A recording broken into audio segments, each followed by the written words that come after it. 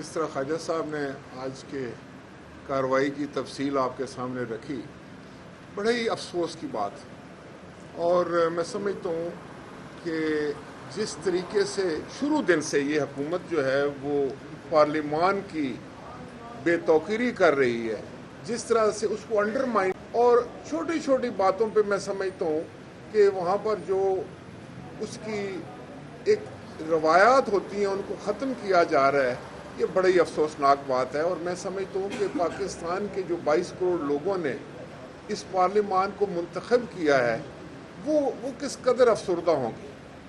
जिस तरह बताया गया कि जुमे वाले दिन जो है इसको प्रोरोग होना था, इससे पहले कल और परसों भी जनाब नवीद कमर साहब ने पॉइंट ऑफ ऑर्डर पे खड़े होकर स्पीकर साहब की तवज्जो इस तरफ मबजूल कराई कि जो डिप्टी स्पीकर की स्लॉट है वो खाली हो चुकी है और वो डी सीट हो चुके हैं, और उनकी लिए आपको रूल ऑफ प्रोसीजर इस बात की तंबीह करता है कि आपने फौरी तौर पर उसको इलेक्शन करानी है, डिप्टी स्पीकर का इंतखाब होना है। अब क्या होता है कि आज मैंने सुना है कि उन्होंने इलेक्शन कमीशन ने जिस तरह बताया गया कि उसका नोटिफिकेशन जारी कर दिया कि वो सीट उनको डी सीट कर दिया गया, तो आज उनके पास कोई और हरबा नहीं था। हम लोग हाउस में गए, बिजनेस हमारे सामने पड़ा था, हम लोग तैयार होकर गए थे। हम चाहते थे कि आज जो अवाम को मुश्किलात हैं, जो अवाम की इश्यूज़ हैं, उन पर बात हो जाए। हम चाहते थे कि पूरे मुल्क में डेंगू आया हुआ है और इस मच्छर ने, इस डेंगू ने, बुखार ने पूरी इस खित्ते को, पूरे पाकिस्तान को लपेट में लिया हुआ है और हुकूमत बुरी तरह उसमें नाकाम हो चुकी। महंगाई और बेरोजगारी ने आम लोगों की कमर तोड़ के रख दी है। हम उस पर बात करना चाहते थे। और दूसरा, हम उनको ये बताना चाहते थे कि ये गैर आइनी होगा।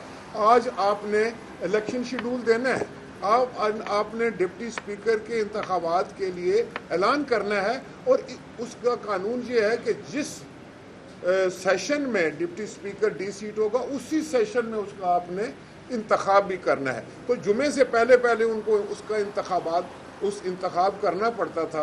तो उन्होंने बेहतर ये सोचा कि भाई ऐसा है कि उनको मौका दिया जाए कि वो कुछ स्टे ऑर्डर ले लें, किसी कोर्ट में चले जाएं, वो तो जो भी है उनका वो करेंगे। लेकिन हाउस को इस तरीके से अपनी एक रुकन को ये कहना कि जाओ और जाकर आप कोरम पॉइंट आउट कर दो।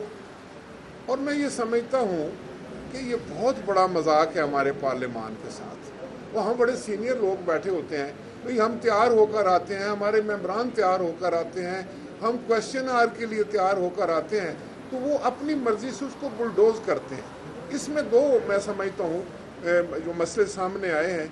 एक तो हुकूमत के जो रवैया है वो बड़ा ही गैर पार्लिमानी है, और रवैया जो है वो इतना गैर आइनी भी है और गैर कानूनी भी है। या तो इन लोगों को समझ नहीं है कि पार्लियामान को कैसे चलाया जाता है। वज़ीर आज़म साहब ने खुद एक बहुत बड़े मजमे में खड़े होकर लाहौर में पार्लियामान के ऊपर जो इतना मैं समझता हूँ कि काबिल एतराज़ अल्फाज इस्तेमाल कर दिए थे, शायद वो उसी माइंडसेट से बाहर नहीं आ रहे। उनको मालूम होना चाहिए कि यही पार्लियामान है, ये 22 करोड़ लोगों की दानिशगाह है जिन्होंने आपको इलेक्ट किया है। आपकी हुकूमत जो है इस पार्लियामान की मरहून मिन्नत। अगर आप जिस शाख पर बैठे हैं उसी को काट रहे हैं, तो ये तो मैं समझता हूँ कि एक नाकाबिल तलाफ़ी नुकसान हो जाएगा पाकिस्तान के पार्लियामान का, पाकिस्तान की डेमोक्रेसी का। तो हमें तो समझ ही नहीं आ रही है भाई कि क्यों आपने प्रोरोग कर दिया, जब आप बगैर वजह के प्रोरोग करते हैं। हालांकि जो एडवाइजरी कमेटी में ये फैसला हो चुका था कि जुमे वाले दिन ये प्रोरोग हो।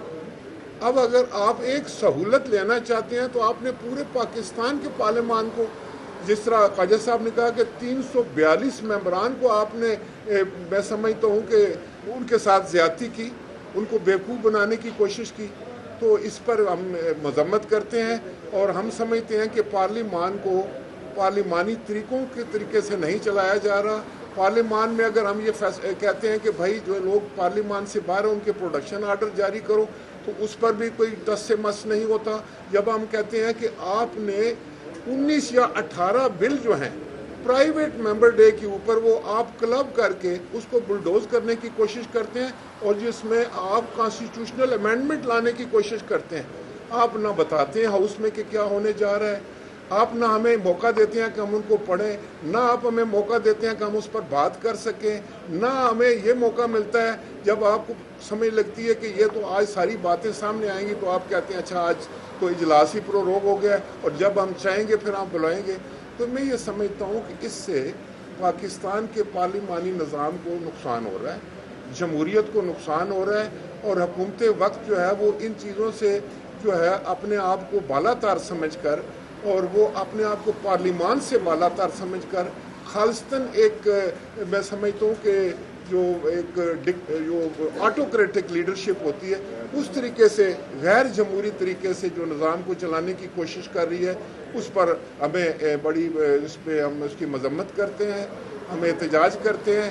آج دیکھیں آپ کے سامنے ہے ساری چیز کہ جب بھی ہم نے یہ کہا کہ ہم تو پاکستان کے عوام کے ایشوز لانا چاہتے ہیں، آج مہنگائی کہاں چلی گئی، آج لوگ بجلی کا بل نہیں دے رہے ہیں، آج پھر بجلی کے بلوں میں جو ہے اضافہ ہوا، ہم اس پہ بات کرنا چاہتے تھے کہ کس طریقے سے آپ نے بجلی کے بلوں میں اضافہ کر دیا۔